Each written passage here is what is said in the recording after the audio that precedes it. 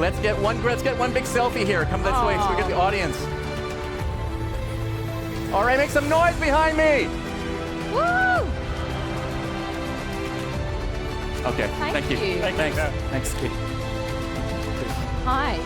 Hello. Hi, everyone. I think Susie and I were just saying this is probably the most number of people we've ever spoken in front of.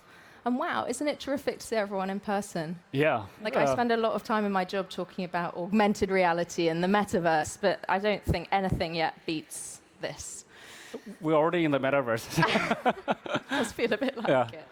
Now, Susie, in so many ways, you're the man of the moment. And we just heard in the introduction about what's happened to cryptocurrency. And of course, we're going to talk about the $500 million that you've put into Twitter with Elon Musk, which has obviously been the big story of the last week. But I'd like to just start by talking about the context to this particular Web Summit, because I think it's really fascinating. You know, we had this surge in tech during the pandemic. It was a social and economic lifeline for so many people. Tech stocks were like this. And now, a little bit like has happened to cryptocurrency.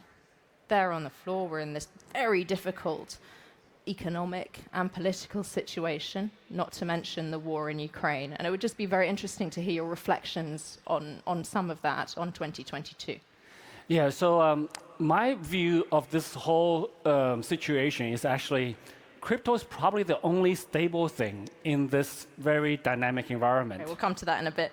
Right, so yes, price is volatile, but if you look at the technology, if you look at the fundamentals of cryptocurrencies, limited supply, nothing's changed. It's the most stable thing technology-wise in this whole turmoil situation. So price do fluctuate in US dollar or fiat currency prices, but that's just driven by the macroeconomics. It's the rest of the world that's not stable. So that's my view, which is a little bit of an extreme view, but that's how we view it. And a bit controversial. And if we start by talking about what people are calling the crypto winter, I think we've seen the price of Bitcoin drop by 60% this year.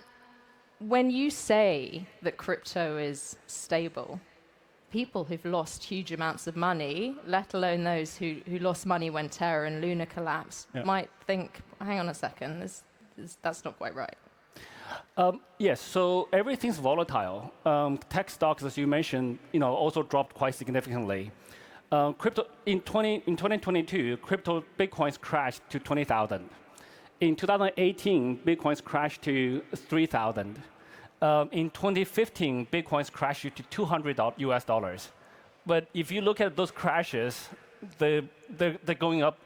The prices have gone up. So it depends on the perspective. You just look at 1 year horizon. Yeah, crypto did drop. Bitcoin did drop from 60,000 something to 20,000 today. But if you take a 5-year, 10-year horizon, things look very different. So there are volatilities in investments. We need to educate investors to learn to manage risk. What is different then, do you think, about this crypto winter compared to the others that you've just mentioned? It's a little bit different. So in 2015, the crash, 2014, 2015, the crash, it was just a Bitcoin industry. 2018, 2019, 2017 was the ICO year. So everybody's doing ICOs. So the Ethereum, ERC20 tokens, any project can issue a token, raise money on the blockchain. What I call global fundraising through the blockchain. That also went through a winter, but it's still very hot in 2021. 2020, we have DeFi, Uniswap, there's a whole DeFi thing. And then there was 2021, there was NFTs. Now there's gamifies, metaverse. There's a lot more now than the industry's grown. And also this time, this 2022 crash has more to do with lending. Because of the DeFi staking, there's a lot of lending in the system. There's a lot of loans. There's a lot of debt. So as you mentioned, Luna, Terra went down. Then 3 Arrows went down. So Luna, Terra went down for about $40 billion US dollars of market cap. I think that cost 3 Arrows to become illiquid. But 3 Arrows was like $5 billion market cap max. And then we see Voyager, Celsius, there's other entities, but those are much smaller. So we see the cascading effects but each time it cascades, it becomes smaller. Those entities' market caps are much smaller. So so this time there's a lot of lending debt in the system, but but now we're going through we're post this shock. So yeah. It's very easy for you to say that, to be bullish on it, your business depends on it. How can people trust you, trust the crypto industry? And bearing in mind, crypto was originally about building a trusted system. How can people trust you with their money, with their savings? I think, again, it's up to people's choice. Don't trust people that you don't know well. So do research about us. Do asking the community about the user feedback about us. Do your research. Research which platform holds the most amount of user assets, securely protects them, how we made decisions before, at every juncture when there's a crisis, how do we what actions did we take? So you judge people by the actions they took previously. So I'm not asking for anyone to blind trust us, but do your research. And also, in this industry, everything's much more transparent. You can very easily check how much user assets we hold and what we have done in the last 5 years. So everybody should make that decision for themselves. But more philosophically then, though, do you feel amongst your user base, amongst society, that people have lost trust in crypto? This sort of third cycle of boom and bust. No, absolutely not. Really, you're not seeing users fall away? We've seen user growth over the last 10 years significantly. So I've been in the crypto space for about 9 years. The amount of people that's in the crypto space, the fact that I'm invited here to do this talk at this level of audience is very different from a 20 people crypto meetup in 2014. So just if you went through the experience that I went through personally, you will see how much this industry has grown. And if you have that, given the perspective that I have, this industry has grown by leaps and bounds. So I would say exponentially more people have now trusting crypto instead of not trusting it. So I think our industry has earned that trust. The industry do go through cycles, but the industry has grown tremendously over the last however many years. Yeah. It's really interesting, this idea of trust, because I think it plays into regulation, which philosophically people involved in crypto have struggled with, and it's been a big source of debate in the States recently, and also governments struggle with. Yep. Where are you on regulation? Where do you sit? I think we should not take a black and white view on regulation. Regulation is a big topic. There's many different countries with many different types of regulations. Good regulations are good. Bad regulations are bad. It's that simple. So the tricky part about regulations is how do we protect consumers while encouraging innovation? If you only do one of those two, it's very easy. If you want to have a balance between the two, then you have to strike a nice balance somehow. So that's the tricky part. So the smart regulators will encourage innovation, will encourage technology development while having certain rules to protect consumers. And so that's the tricky part. But luckily, there's 200 different countries in the world. Some are very restrictive. Some are extremely pro-innovation. And there's quite a few good ones in between that I believe are striking very good balances. So who's doing a good job, and where do you see Binance, for example, being headquartered long-term, potentially because of that? Yeah, so headquarters is another long, big concept that we can talk about. But in terms of very positive, smart regulators, Dubai, France, Bahrain, even Abu Dhabi, Italy, Spain, they're all very, very good. Actually, the US regulators are pretty good. If you take a step back, US has the best banking support for cryptocurrency exchanges. Cryptocurrency exchanges like Binance US or Coinbase, they can deduct money from the user's bank account automatically each month without the user intervention. That's through an ACH protocol. So other parts of the world, we don't get that level of banking support just yet, but I think it's improving. So, but US is more restrictive on the product offerings, like derivatives, not allowed. Very few people have licenses. Interest-generating products are generally kind of quite restrictive. So different countries are different. It's not a black and white thing. Yeah. And Binance was started in China. that's a very restrictive country when it comes to crypto. Do you see that? Do you see China moving, changing its stance at all? So a small correction. Binance, the organization, was never in China. I was in China when Binance started physically. So again, this concept of how do you define where the organization is. There's still a lot of misconceptions that people think that Binance is a Chinese company just because I look Chinese. I'm Chinese ethnicity, but Binance is not a Chinese company. But on the Chinese government's regulation of the country, of the company? I think it's very negative. So China is very restrictive. In 2017, they said no cryptocurrency exchanges in China 2 months after we started, so I left fairly promptly. That turned out to be a blessing in disguise. That actually helped us to become more global. And 2021, they reiterated that again, and they banned the miners, crypto miners. So 2013, they explicitly said no Bitcoin payments, no labeling of e-commerce products in Bitcoin. So they've been pretty negative so far, but Hong Kong is opening up. Hong Kong now has some positive messages in the last week or so. They're now opening up retail investors into crypto now.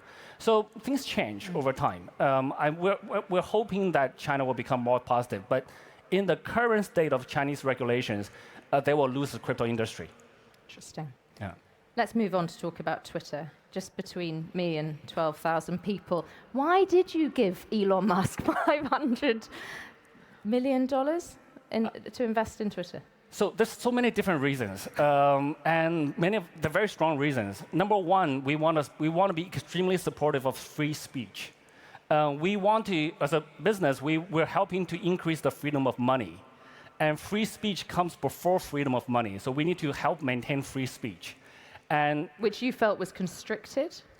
No, but Twitter is the global town square. That's where people voice their opinions. That's where crypto Twitter is, crypto guys community is. That's where politicians go. So it's an important free speech platform. So that's the number one reason. Number two is I'm a heavy Twitter user. I use the Twitter app more than I use the Binance app.